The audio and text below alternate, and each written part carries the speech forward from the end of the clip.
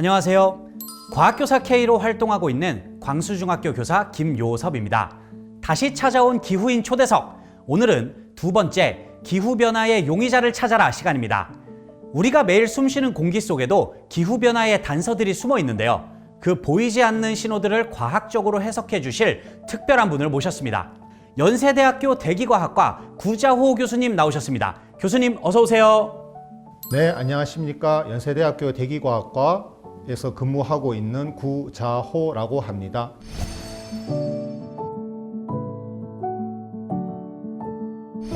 네, 반갑습니다, 교수님.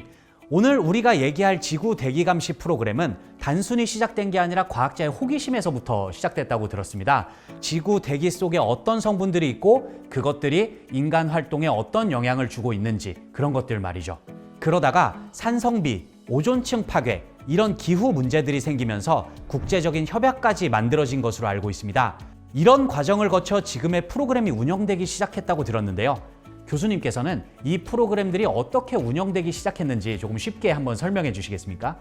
인류가 공기 중에 어떤 화학 물질이 있는지에 대한 호기심은 아주 오래전부터 시작이 되어 왔고요. 다만 눈에 보이지 않는 물질이다 보니까 그런 부분을 많이 이제 그 이전에는 잘 알 수가 없었습니다. 그런데 이제 기술이 개발이 되면서 이제 눈에 보이지 않는 작은 물질들을 살펴볼 수 있는 기술이 생기면서 조금씩 대기 중에 있는 화학 물질들을 하나씩 보기에 시작이 되었는데, 그런 와중에 우리가 이제 좀 전 세계적으로 위험한 이제 환경 문제를 이제 맞이하게 됩니다. 대표적으로 1970년대에 산성비 문제가 있거든요. 이제 그때 이제 인간들이 가지고 있는 기술과 이제 우리가 이해하고 있는 이론을 같이 이렇게 병합시키면서 이 환경 문제를 이해하고 또 문제를 풀어나가는 노력을 해나가는 어떤 노하우를 만들어가게 됩니다. 그러면서 1980년대에 또 전 세계를 놀라게 만들었던 성층권 오존층 파괴 현상이 있었고요.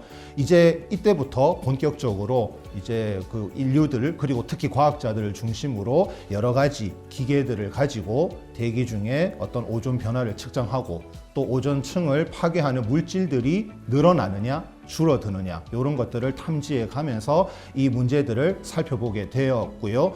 이제 최근에 이 문제가 이제 해결되는 방향으로 이제 가고 있다라고 알려져 있습니다. 그러면서 우리가 이런 대기 감시 프로그램을 운영하면서 문제의 원인도 이해할 수 있게 되고 또 그게 문제를 푸는 방향으로도 이어질 수 있겠구나라는 이제 여러 좋은 경험들을 하면서 이 대기 감시 프로그램이 아주 성공리에 진행이 되고 있고 앞으로도 더 확장될 예정에 있습니다. 네, 좋은 말씀 감사합니다.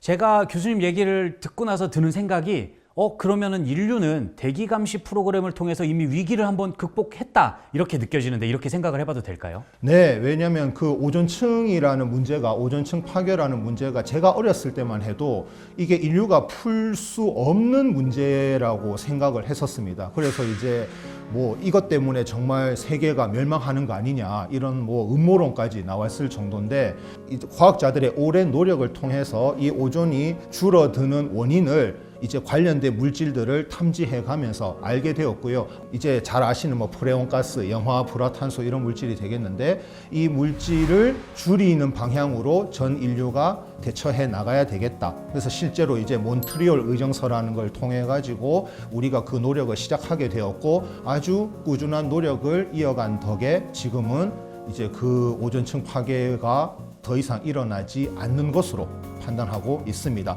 대기 감시 프로그램의 큰 성과라고 볼 수 있겠습니다. 네, 좋은 말씀 감사합니다. 네. 그렇게 만들어진 지구 대기 감시 프로그램을 지구의 블랙박스라고 부른다고 하더라고요. 보통 블랙박스라고 하면은 사고 기록 장치를 떠올리는데요. 그렇다면 지구의 블랙박스는 어떤 것들을 기록하는 건가요? 대표적으로 우리에게 잘 알려져 있는 이산화탄소 같이 지구를 따뜻하게 만드는 데 기여를 하는 온실기체 관측을 가장 우선적으로 하고 있고요. 특히 또 오존은 대기 지표 근처에 존재를 하고 있으면 우리가 직접 호흡해서 마시게 되면 우리 몸에 자극을 주기 때문에 여러모로 건강에 좋지 않은 악영향을 주게 됩니다. 그래서 오존도 중요하게 살펴보고 있고요. 건강과 관련해서 잘 아시는 미세먼지, 그래서 미세먼지의 질량 농도라든지 분포 이런 것들도 살펴보고 있습니다. 이 외에도 뭐 질소산화물이라든지 휘발성 유기화합물 이렇게 듣기만 해도 좀 어려운 아주 다양한 대기 중의 화학 물질들을 측정하고 있다고 보시면 되겠습니다. 네, 지구 대기 감시 프로그램의 역할 설명 너무 감사드립니다. 그런데요, 교수님, 기체는 눈에 보이지 않지 않습니까? 이렇게 눈에 보이지 않는 것들 어떻게 잡아내고 있나요? 저희가 중학교 수업 시간에만 해도 기체는 눈에 보이지 않는다 이런 특징들을 학생한테 알려주고 있거든요. 정말 좋은 현미경이 아니면 이걸 볼 수도 없을 것 같은데요. 그래서 물리와 화학 공부를 이제 열심히 하셔야 될 텐데 다양한 방법이 있습니다. 한 가지만 대표적으로 쓰는 방법을 소개해 드리자면 빛을 이용합니다. 네. 그래서 지금 여기에도 되게 조명이 많지만 우리가 이제 빛이 되게 여러 가지 종류가 있거든요. 아마 뭐 자외선, 가시광선, 적외선, 뭐 마이크로파, 되게 다양한 이런 그 빛의 종류를 들어보셨을 텐데 이런 다양한 빛들을 우리가 파장이라는 이제 물리량을 이용을 해서 구분을 합니다. 근데 정말 특이하게 대기 중에 존재하는 기체 성분들은 각자 자기가 흡수하기 좋아하는 빛의 파장을 가지고 있어요. 어떤 기체는 적외선을 흡수하기 좋아하고 어떤 기체는 자외선을 흡수하기 좋아하고 사람마다 돼지고기 좋아하는 사람이 있고 치킨 좋아하는 사람이 있듯이 그래서 요런 우리가 이제 미리 실험실에서 이산화탄소는 뭘 좋아하지 오존은 뭘 좋아하지 실험을 미리 합니다. 그래서 그 파장 정보를 알아낸 다음에 우리가 거기에 맞추어서 정교한 광학 센서를 만들어요. 그래서 그 광학 센서를 이용해서 측정을 하면 빛을 측정을 하게 되면 어떤 물질이 공기 중에 얼마나 많은지 아니면 얼마나 줄어들었는지 이런 것들을 확인할 수가 있겠습니다. 이제 이게 대표적인 방법이고요. 뭐 이 이외에도 필터에 이제 걸러 가지고 살펴보는 방법도 있고 뭐 더 다양한 방법이 있습니다. 이제 아까 현미경 말씀하셨는데 이제 지구 대기 감시 프로그램에 현재 사용되고 있지는 않지만 저희가 기술적으로는 실제로 현미경처럼 공기 중에 어떤 물질이 있는지를 살펴볼 수도 있거든요. 이제 향후에 미래에 기술이 더 발전되게 되면 이제 지구 대기 감시 프로그램에서도 뭐 스마트폰으로 찍듯이 공기를 찍어서 어떤 물질이 있는지 살펴볼 수 있을 것 같습니다. 네, 이렇게 프로그램이 어디까지 발전할 수 있을지도 정말 기대가 되는 것 같습니다. 제가 근무하고 있는 광수중학교 학생들은 전국에서 질문을 제일 잘하기로 유명합니다. 그래서 몇 가지 질문들을 제가 받아왔는데요. 그 질문들을 교수님께 드려도 괜찮을까요? 아유, 좋습니다. 첫 번째 학생 질문입니다. 대기감시 프로그램을 연구하실 때 가장 힘들었던 부분이 무엇이고 왜 그 부분이 가장 힘드셨나요? 대기의 화학 물질들을 측정하는 기계를 바깥에 놔둬야 되잖아요. 그 건물 밖에. 그러면 이 기기가 비를 맞고 눈을 맞고 바람도 맞고 이러다 보면은 사실 이제 녹도 슬고 고장도 나고 벌레들도 들어가고 여러 가지 이제 문제가 생깁니다. 근데 우리가 지구 대기 감시라는 건 굉장히 꾸준하게 해야 되는 거잖아요. 근데 갑자기 고장이 나거나 제대로 작동하지 않으면 우리가 그 정확한 데이터를 받을 수가 없기 때문에 얼마나 좋은 수준에서 관측 기기가 잘 작동할 수 있게끔 환경을 조성하느냐, 그리고 또 우리가 그런 자료를 잘 축적할 수 있느냐, 이 부분이 중요한 부분이고 또 참 그렇게 하기 어려운 부분입니다. 왜냐하면 또 관측하는 장소들이 보통 되게 오지에 있고 이러다 보니까 사람의 손이 잘 닿지 않는 지역에 있거든요. 네, 이런 여러 가지 어려움들을 해소해 가기 위해서 또 많은 고민을 하고 있습니다. 네, 그 환경을 조성한다거나 아니면 정밀한 데이터를 얻기 위해 노력하는 그 과정, 네, 아주 노고가 많으실 것 같습니다. 네. 저도 과학교육 현장에 있지만 실제로 수업이 잘 됐다 싶을 때가 있거든요. 언제냐면은 학생들이 하면서 마음이 움직인 다음에 실천으로까지 이어질 때 그때 정말 수업이 잘 됐다고 느껴지거든요. 그래서 많은 과학 선생님들께서 음식을 재료로 실험도 하고 학생들이 어떻게 하면 놀랄 수 있을까 하는 그런 재료들을 실험으로 많이 준비를 하고 계십니다. 그래서 교수님께 한번 여쭤보고 싶어요. 교수님께서 이 프로그램을 운영하시다가 이거 정말 신기한데 하셨던 그런 포인트가 있으셨을까요?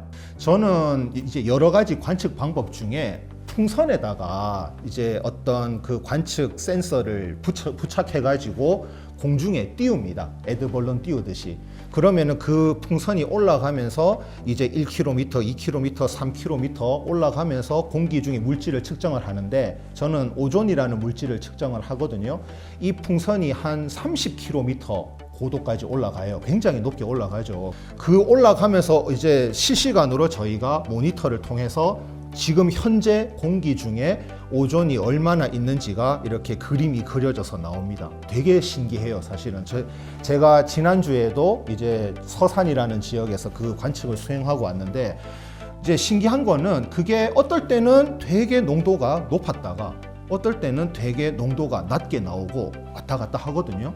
이거를 이제 어떻게 이해해야 되는가가 이제 제가 되게 중요하게 생각하는 부분이고, 최근에 그게 바람의 방향하고 좀 관련이 있다라는 걸 느껴서 현재 연구를 좀 재미있게 수행하고 있습니다. 이런 관측 자료가 저희에게 흥미롭게 주는 정보라고 볼 수 있겠습니다. 네, 감사합니다, 교수님. 네, 그럼 두 번째 학생 질문입니다. 바람이 오존에 미치는 영향, 연구의 궁극적인 목표를 한번 설명해 주실 수 있을까요? 네, 우리 지금 미세먼지 문제 많이 들어보셨죠? 네, 미세먼지가 높으면 사람에게 건강에 안 좋은 영향을 끼치기 때문에 우리가 주의를 하고 있는데, 사실 미세먼지 농도는 다행스럽게도 조금씩 줄어들고 있습니다. 근데 오존도 우리 건강에 좋지 않은 영향을 주는 물질인데, 사실 오존 농도는 우리나라에서 증가하고 있는 특징을 보이고 있거든요. 문제는 정확한 원인을 저희가 잘 모르고 있습니다.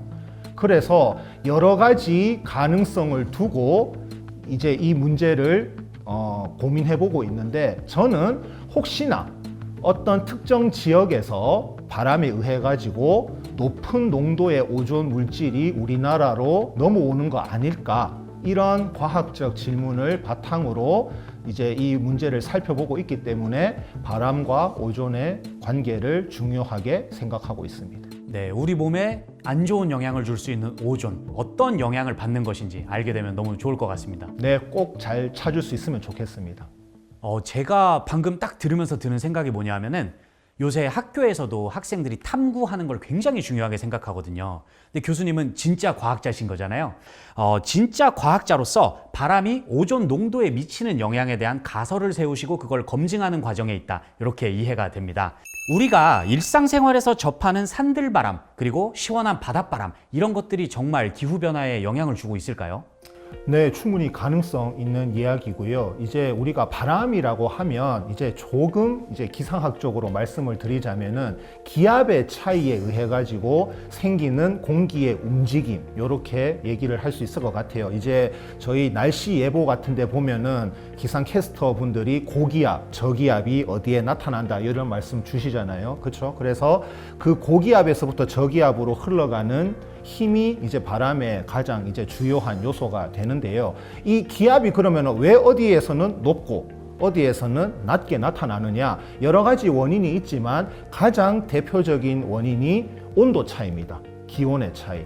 그런데 그러면 온도의 차이라는 게 만들어지면 기압 차이가 만들어지는데, 최근에 우리가 기후변화를 겪고 있잖아요. 그러면 어떤 지역이 더 더워지기도 하고 어떤 지역이 더 추워지기도 하고, 그러면 우리가 이전에 알고 있었던 고기압, 저기압의 패턴이 달라질 수가 있습니다. 그러면 그런 기압 패턴이 달라지니까 바람도 달라질 수가 있고, 큰 바람이 달라지게 되면 작은 산들바람이나 바다 근처의 해류풍이나 이런 것들이 바뀔 수가 있습니다. 그래서 최근에 이제 대표적인 예시 중에 하나가, 저희 비행기 타고 가다가 갑자기 요즘 예전하고는 다르게 난기류를 만났다. 그래서 승객들이 갑자기 불편을 겪었다, 이런 뉴스 보신 적 있을 텐데, 그게 예전에는 없었던 아주 작은 규모의 난기류가 훨씬 더 심각해져서 생긴 현상이거든요. 네. 이런 것들도 기후변화의 영향이라고 볼 수 있는 거죠. 네, 생각보다 바람이 기후에 미치는 영향이 클 수도 있겠네요. 네, 그렇습니다. 그러면 이번엔 상상력을 한번 발휘해 보고 싶습니다. 만약에 대기가 인간한테 말을 걸 수 있다면 뭐라고 말을 할까요?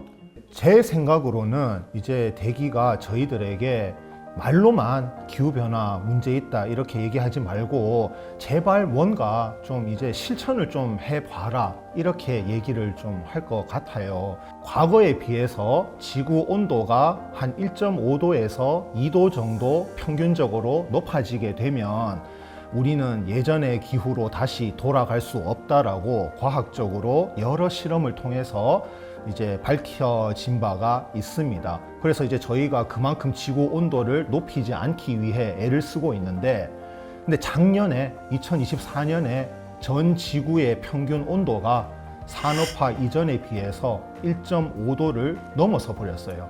그 1.5도를 넘어섰다는 게 인간으로 치면 어느 정도가 될까요? 이제 우리가 그냥 이렇게 안 좋은 음식을 드시면은 암이 걸립니다라는 단계를 넘어서 어떤 암의 징후가 발견된 거라고 볼 수 있을 정도가 되겠습니다. 아, 굉장히 심각한 상황. 굉장히 심각하죠. 그런데 이렇게 심각한 와중에 아직까지 그냥 우리는 너무 좀 느슨하게 이 문제를 좀 생각하고 있는 것 같거든요. 그래서 뭐 저희가 여러 가지 이제 노력들을 해야 된다라는 그런 말만 하는 게 아니라 조금이라도 구체적인 노력을 실천하는 게 정말 중요한 상황인 것 같고요. 동시에 이제 좀 심각한 단계로 들어왔으니까 저희가 생각을 조금 더 긴급하게 해서 뭔가 이 문제를 조금 더 잘 해결할 수 있는 이런 구체적인 방안을 이제 실천하는 단계로 들어가야 될 것이라고 생각합니다. 네, 좋은 말씀 감사합니다. 네, 세 번째 학생 질문입니다. 대기 감시 프로그램이 우리 일반 시민들의 일상에 어떤 깨달음을 줄 수 있을까요? 이런 예시를 한번 들어보고 싶습니다. 우리가 어두운 골목길에 카메라가 아무것도 없다면 사람들이 불안해서 걸어 다니기 참 힘들겠죠. 그런데 CCTV 같은 카메라가 있으면 나쁜 마음을 먹는 사람들이 있다고 하더라도 그 카메라가 겁이 나서 그런 행동을 자제하게 될 확률이 훨씬 클 겁니다. 그러면 일반 시민들이 안전한 상태로 걸어 다닐 수가 있을 거고요. 지구대기 감시 프로그램이 일종의 그런 역할을 할 수 있다고 생각하시면 될 것 같아요. 계속 우리가 꾸준하게 감시를 하고 있으니까 어떤 나쁜 마음을 먹은 사람이 오염물질을 배출하거나 어디에다가 버리거나 이런 행동을 쉽사리 할 수가 없겠죠. 그 기록이 다 남으니까. 그래서 조금 우리 자연과 기후와 환경에 나쁜 영향을 줄 수 있는 행동들을 막아줄 수 있는 그런 부분에서 또 순기능을 찾을 수 있을 것 같습니다. 네, 감시 효과를 넘어서 예방 효과까지 불러일으킬 수 있다. 감사합니다. 네, 감사합니다. 제가 이제 아까 말씀하시기에는 암에 걸린 정도다라고 하셨는데 수술은 사실 의사가 하는 거잖아요. 근데 저희는 일반 시민 입장에서 특히나 대학생 혹은 청소년들이 구체적으로 실천할 수 있는 방법 뭐가 있을까요? 우리가 작은 노력에 대해서 지금 되게 해도 되나? 할 필요가 있나? 이렇게 생각을 좀 많이 하고 계신 것 같아요. 왜냐하면 기후변화 문제가 너무 심각해지다 보니까 이런 작은 노력으로 이게 바꿀 수 있는 건가라는 걱정이 있는 것 같은데 저는 오히려 이 시점에 늦었을 때가 가장 빠를 때다라는 예전의 격언을 좀 다시 생각해 봤으면 좋겠거든요. 지금이라도 저희가 작은 노력을 이렇게 한번 꾸준하게 1년이라도 한번 노력해 보면 좋겠습니다. 단순하게 뭐 플라스틱 병을 하나 덜 쓴다든지 아니면은 차를 자가용을 타는 것보다는 대중교통을 한 번 더 탄다든지. 그래서 이런 것들이 어느 순간부터는 우리가 그냥 뭐 조금 간과하고 있지만 모든 사람들이 조금씩 이런 것들을 한 번이라도 하면은 의외로 그 효과가 큽니다. 그래서 그런 것들이 정말 우리가 행동해야 될 쿨한 기후 행동이라고 생각이 되고 뭐 기후 변화를 막아야 합니다. 뭐 북극고마 미안해 이런 뭐 옷 만들고 현수막 만들고 그거는 사실은 보기에는 좋을지 모르겠지만은 오히려 쓰레기를 더 만드는 행동일 수도 있거든요. 그래서 어떻게 보이기보다는 조금 따분하고 지루해도 꾸준한 노력을 한번 계속 해보면 좋겠다. 이거를 쿨하게 생각해주면은 훨씬 좋을 것 같습니다. 네, 꾸준한 노력의 중요성 정말 중요한 것 같습니다. 근데 꾸준히 노력하기 위해서는 아까도 말씀드렸다시피 마음이 움직여야 될 것 같아요. 그래서 마음을 움직이는 방법을 생각해 보니까 이 수치를 직접 눈으로 확인하면 그때 마음이 좀 움직일 수 있을 것 같거든요. 그래서 한번 여쭤보고 싶은 게요. 일반 시민이나 학생들도 지구 대기 감시 자료 이런 걸 확인해 볼 수 있을까요? 네, 이제 우리가 이 자료라는 게 특정 과학자나 전문가에게만 제공되는 것이 아니고 모든 시민들이 볼 수 있는 시스템이 이미 구축이 되어 있습니다. 대표적으로 기상청에서 국가기후데이터센터라는 것을 준비를 했어요. 그래서 여러분들이 인터넷으로 접속해서 들어가시게 되면 관측 자료, 실험 자료, 시뮬레이션 자료 같은 것들을 다 확인해 보실 수가 있습니다. 그리고 또 국제적으로는 세계 기상기구에서 각 세계의 여러 지역에서 측정하고 있는 자료들을 민간에게 공개하고 있습니다. 여러 목적으로 다양한 방법으로 아주 창의적인 방법으로 잘 활용해 주시면 좋을 것 같습니다. 네, 그럼 오늘 말씀해 주신 자료들 제가 꼭 수업에 활용해 보도록 하겠습니다. 네, 감사합니다. 잘 부탁드리겠습니다. 네 번째 학생 질문입니다. 요새 AI가 굉장히 핫한데요. 대기 감시 프로그램과 접목시키면 어떤 시너지 효과를 창출해낼 수 있을까요? 이미 충분히 시너지를 내고 있고 굉장히 많은 성과들을 내고 있습니다. 물론 아직 갈 길이 더 멀지만 가장 큰 부분이 우리가 실제로 측정한다라는 활동이 이제 쉽지 않기 때문에 전 지구, 이 넓은 지역을 모두 다 관측을 할 수가 없어요. 특히 바다 위에서는 관측하기가 대단히 어렵습니다. 그래서 우리가 현재까지 가지고 있는 자료를 인공지능에게 야, 너 이거 한번 살펴볼래? 공부 한번 해볼래? 그래서 우리가 관측하지 않은 지역에서는 이 결과들을 통해서 볼 때 어떤 특징이 나타날 수 있을까라고 네가 한번 생각해 볼래? 라고 과학자들이 질문을 주는 거죠. 그러면 이 인공지능이 수십만 개, 수백만 개의 자료를 꼼꼼히 살펴봅니다. 인간은 할 수가 없지만 기계는 할 수가 있잖아요. 그래서 그 인간이 보지 못했던 어떤 특징들, 재미있는 현상들을 찾아내서 저희들한테 알려주면 저희는 또 그게 새로운 관측의 실마리가 되기도 하고 몰랐던 질문들을 좀 더 잘 해결할 수 있는 힌트가 되기도 하기 때문에 이런 부분에서 많이 활용을 하고 있습니다. 또 어떤 질문을 하느냐가 더 중요해질 것 같습니다. 맞습니다. 요즘 인공지능과 관련해서 가장 큰 부분이 이제 인공지능에게 모든 걸 맡기는 게 아니라 학생들, 과학자들, 선생님들이 얼마나 질문을 잘 만드셔서 해주느냐가 훨씬 중요하다고 판단하고 있습니다. 네, 좋은 말씀 감사합니다. 네. 오늘 대화를 통해 우리는 대기가 남긴 여러 흔적과 메시지를 살펴봤습니다. 교수님께서 보시기에 지금 우리가 꼭 기억해야 할 것 한 가지가 있다면 무엇이 있을지 한번 소개해 주시겠습니까?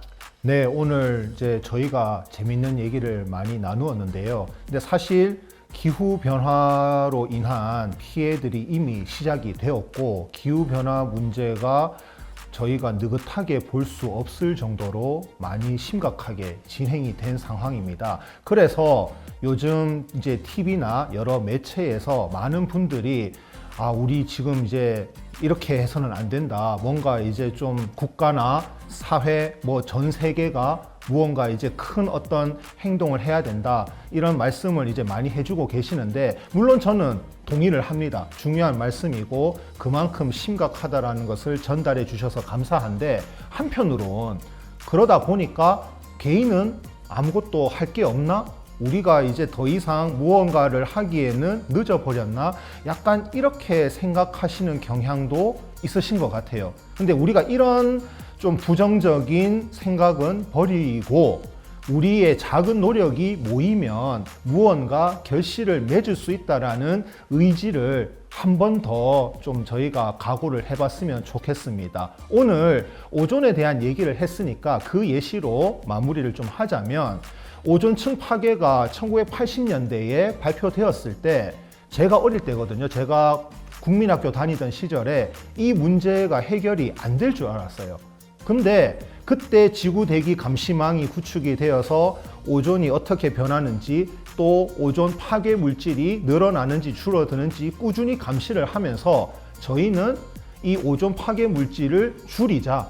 그래서 몬트리올 의정서라는 걸 통해서 우리가 그 시작을 해서 그냥 꾸준히 반복한 거, 이게 전부입니다. 근데 한 20년이 흐를 동안 거의 어떤 성과가 나타나지를 않았어요. 그러면 사실은 그렇게 오래 노력을 했는데도 이게 효과가 없는 건가? 저희가 좀 자신감이 많이 떨어질 수도 있을 텐데, 우리의 과학자들의 과학을 믿고 우리 감시한 내용을 믿고 꾸준히 그 노력을 더 이어가다 보니까 2000년대 들어서 이 문제가 터지기 시작한 지 20년쯤 지나서 비로소 이 문제가 해결되는 실마리가 나타나게 됩니다.